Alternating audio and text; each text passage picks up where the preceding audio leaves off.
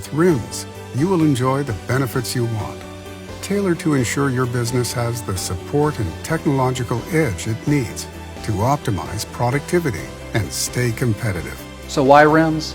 We spent over 37 years earning a reputation for reliability, staying ahead of the tech curve, and delivering capabilities in a timely manner.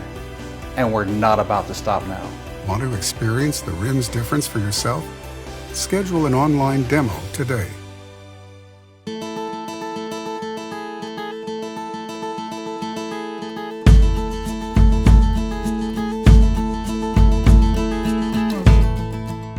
I try to, especially on the tractor side of things, I try to meet all the customers that come in when I can. And if I don't, then my service manager does, which that gentleman has been with me for 14 years. We started together in the mines. He started nearly right out of high school. His father come to me and said, hey, my son would like to learn what you do.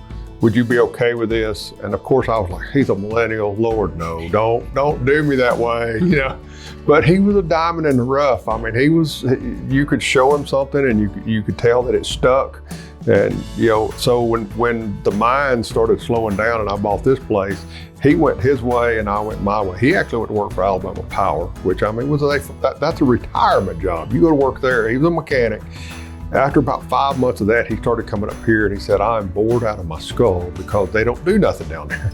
He said, everything they call the dealer to work. So he said, one day, would you hire me? So absolutely, and that one of the biggest choices that I ever, so he brought him on board. So if me and him kind of touch base every day, you know, here, this customer, that customer, which one do we, some of them customers just drop it off, say, hey, let me know when it's done. Some customers want you to call them every day.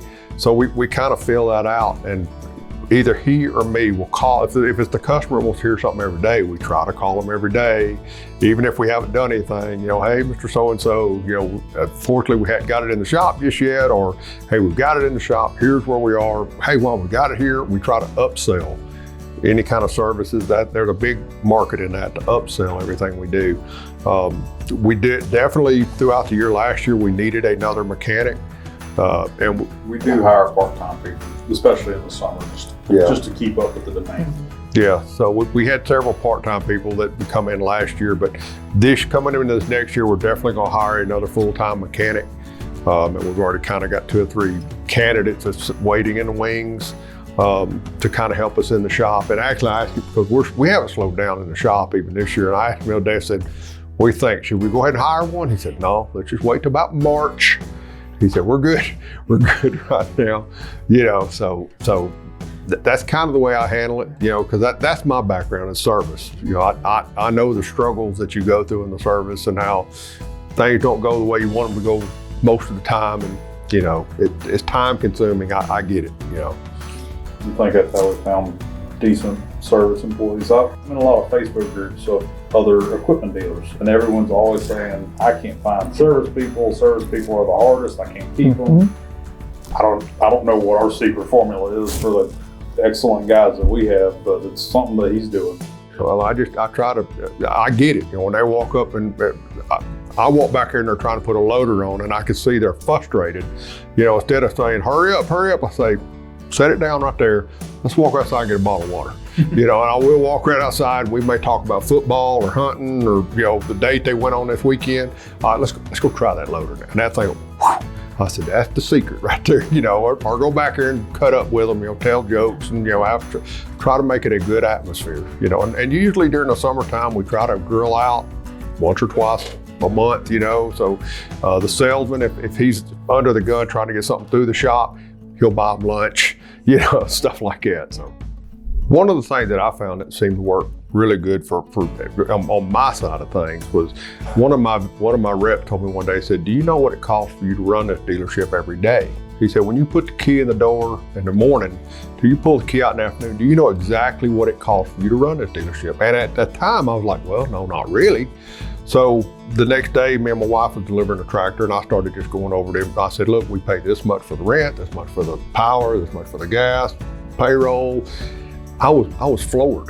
I mean, I was like, that can't be right. So when I got home, we pulled the computer out, and most of the numbers we had plugged in were pretty close. So I divided up amongst the employees, and at this time we had 14 employees, and I'm like, okay, most of these people I need, because they're not pulling their weight. I got some that's pulling the rope in the opposite direction. Everybody needs to be pulling the rope in the same direction. So I explained to the ones that we kept, look, every day, I said, I know you like working here and you want this job, you want this to succeed. This is what it takes just for you to be here. Now I said, if once you reach that number, that's just for you to be here. We can't buy no new trucks. We can't put bolts in the bolt bin. We can't buy rags. We can't buy an ad in the newspaper. We have to be above that every day, you know. And when I had that conversation with all of my employees, it was like a light went off in their head. They were like, really? So now they strive every day.